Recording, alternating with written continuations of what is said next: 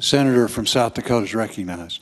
Thank you, Mr. President. I, first of all, would thank my colleague from Montana for his powerful message, and I can assure him that I believe strongly in the same approach as he does with regard to life. Mr. President, I rise today to discuss an issue of vital importance to our society, and that is the intrinsic value of human life. Very shortly, every senator will have an opportunity to stand up for the human dignity and condemn infanticide when we vote on the Born Alive Abortion Survivors Protection Act. This should not be a difficult vote for any of us. I believe in the value of every innocent human life, beginning at the moment of conception to natural death. Life is a gift from God that should be respected and treated with dignity from the very beginning to the very end. I've worked to enact pro-life policies throughout my time in public service based upon this principle. While working as governor, I signed legislation to ban abortions in South Dakota except when necessary to save a mother's life. Humana Vitae, written by Pope Paul IV and later expanded upon in Evangelium Vitae, written by St. Pope John Paul II the Great, teaches that there can be no true democracy without a recognition of the dignity of every person. It goes on to teach that respect and dignity must be given to each human life for true peace and freedom to exist. We must demand respect for the rights of all. This includes those in the womb, as well as mothers carrying a child who are facing difficult challenges.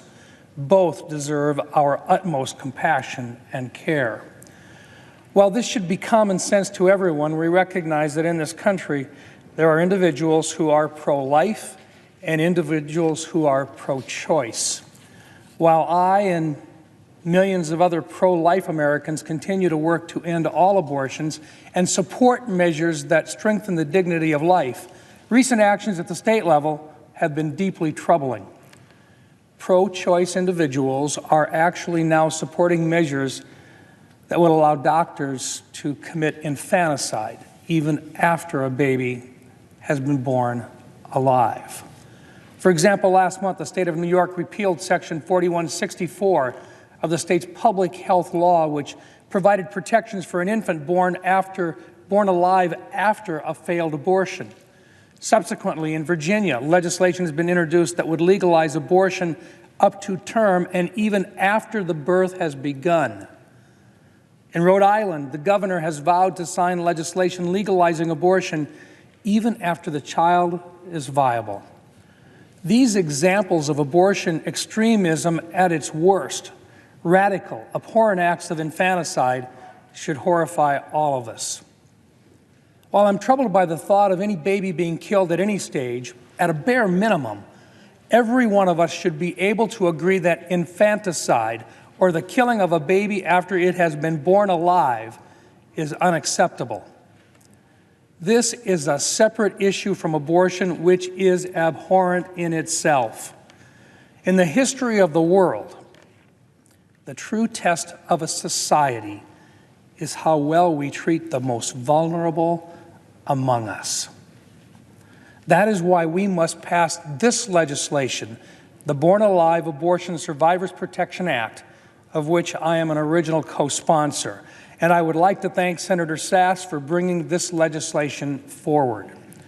The Born Alive Abortion Survivors Protection Act simply protects newborns who survive abortions by requiring appropriate care and admission to a hospital. When a failed abortion results in the live birth of an infant, our legislation makes clear that healthcare providers must exercise the same degree of professional skill to protect a newborn child as would be offered to any other child born alive at the same gestational age. A baby who survives an abortion deserves the same rights under the law as any other newborn baby and should receive proper medical care, not to be left to die or be killed. It is also worth mentioning that President Trump stood up for life during his State of the Union address earlier this month, calling on Congress to pass legislation to prohibit late-term abortions of children who feel pain in the mother's womb.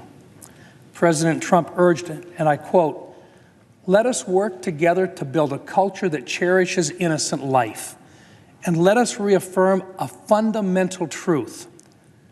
All children, born and unborn, are made in the holy image of God." I couldn't agree more. All life is sacred. We must seek to protect and save lives whenever possible, however possible. I urge my colleagues to support the Born Alive Abortion Survivors Protection Act. Thank you, Mr. President. I yield the floor.